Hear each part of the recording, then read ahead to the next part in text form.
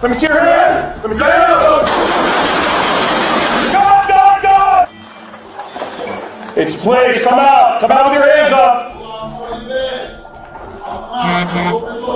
Come out with your hands up! Hands up! Hands up! Let me see your hand! Let me see your hand! Let me see your hand! God! Just fire. Stand by. Push.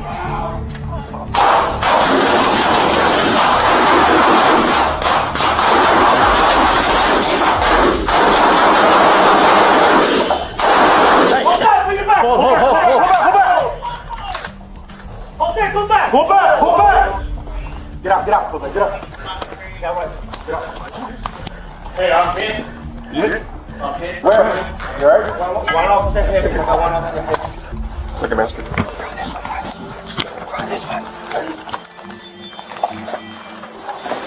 It's police, come out! Come out with your hands up!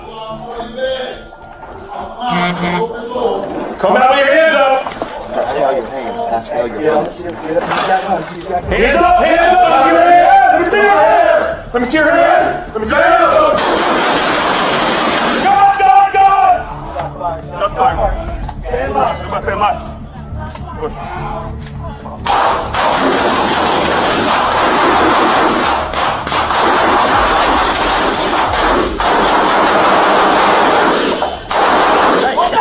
Hold. 1:28 in the morning. Ettrick, Virginia. Students at Virginia State University have been asleep for hours, or trying to be. It is welcome week. Residence halls opened 7 days earlier. Move-in boxes are still stacked in some rooms. Many students on this campus have just finished something the university calls the New Trojans Experience, an orientation built to make first-year students feel like they belong. Then gunfire breaks the night. Outside the residence halls near the Quad Annexes, on the 3300 block of Boisseau Street, 5 people fall to the ground with gunshot wounds. One of them, a 21-year-old man, will soon be listed in critical condition. Campus police and Chesterfield County officers arrive within minutes. What they find is chaos. 5 wounded people outside student housing, and no shooter in sight. For the next 14 hours, Virginia State University will be a campus under lockdown, a community searching for answers, and a police force conducting a manhunt. This is the story of what happened at VSU and the 19-year-old accused of pulling the trigger. Virginia State University sits in Ettrick, Virginia, about 24 miles south of Richmond. It carries a distinction few schools in America can claim. It was the first fully state-supported 4-year college established for Black Americans. Today, it enrolls more than 5,000 students, most of them undergraduates, and it has spent recent years working to modernize its campus while holding on to that history. That history was interrupted at 1:28 in the morning on Saturday, August 15, 2026. Officers responded to the report of shots fired and discovered 5 individuals suffering from gunshot wounds outside the university's residence halls. The location was significant. This wasn't an isolated street corner or a parking lot far from campus life. This was steps from where students sleep, steps from dormitories that had opened for the fall semester only a week before. Police say the victims ranged in age from 17 to 23. Only one of them, a 20-year-old, was confirmed to be a Virginia State University student. That student sustained non-life-threatening injuries and was later released from the hospital. The 4 other victims were not enrolled at the university. According to later reporting, one 21-year-old man remained in critical condition, while a 17-year-old male, a 19-year-old female, and a 23-year-old male suffered injuries described as non-life-threatening. As of this recording, none of the victims' names have been released by police. Within the hour, Virginia State University placed its campus on lockdown. Students were told to shelter in place. Parents began calling. Some students would later describe waking up to what one freshman called 100 shots going off outside his dorm. By morning, the lockdown had been lifted, but the shooter was still out there. Chesterfield County Police took the lead on the investigation, backed almost immediately by heavier resources. The Federal Bureau of Alcohol, Tobacco, Firearms, and Explosives joined the case. So did the Hanover County Sheriff's Office. This was not being treated as a routine campus incident. It was being treated as a mass shooting investigation, with a search extending well beyond Ettrick's borders. For hours, the question hanging over the university was simple and unanswered. Where is the shooter? VSU's administration tried to strike a balance between transparency and caution.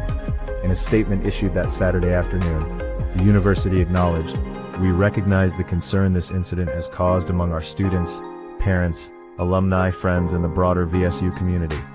Officials confirmed that VSU police would maintain an increased presence on campus as the investigation continued, and they urged students to monitor their university email for updates on safety measures and support resources.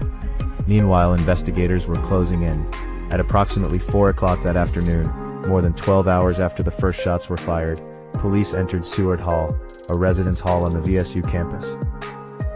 Inside, they found a 19-year-old man hiding in a closet. His name was Camron Harris, of Henrico, Virginia. He was not a student at Virginia State University. Please, if you're watching till now, kindly like and subscribe. At the time of his arrest, little was publicly known about Camron Harris, beyond his age, his hometown, and the fact that he had no enrollment record at the university where the shooting occurred. Henrico County, where Harris is from, sits roughly 30 miles north of the VSU campus, not a neighboring community, and not a short walk from Ettrick. His presence on campus during Welcome Week, among students he was not registered to attend classes with, remains one of the unanswered questions in this case. As of this recording, authorities have released no information about a possible motive, and no information establishing why Harris was on VSU's campus that night. What is established is this.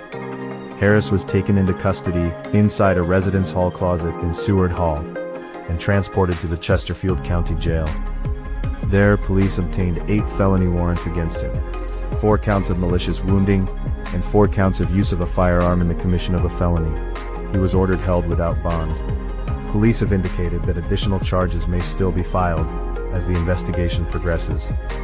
At the time of this recording, it remained unclear whether Harris had retained legal counsel.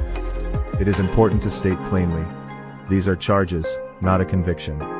Camron Harris is presumed innocent under the law until proven guilty in a court of proceeding. This documentary presents the allegations against him as reported by law enforcement and does not assert his guilt. For the community at Virginia State, the timing of this shooting cut especially deep. This wasn't a random Tuesday in the middle of a semester. This was the first week. Students were still unpacking. Some had just completed orientation programming designed to build excitement and belonging ahead of their first classes. Instead, their introduction to college life included a lockdown, a manhunt, and the sound of gunfire outside their windows. VSU President Dr. Makola Abdullah addressed the incident directly, expressing gratitude that an arrest had been made, while acknowledging that the investigation remained ongoing. The university confirmed that classes would proceed as scheduled the following Monday, even as the community processed what had happened just days before the semester began. This was also not the university's first experience with gun violence connected to its campus. In November 2023, a university police officer was critically wounded while responding to a disturbance near campus, an incident that prompted its own lockdown and a multi-agency investigation at the time.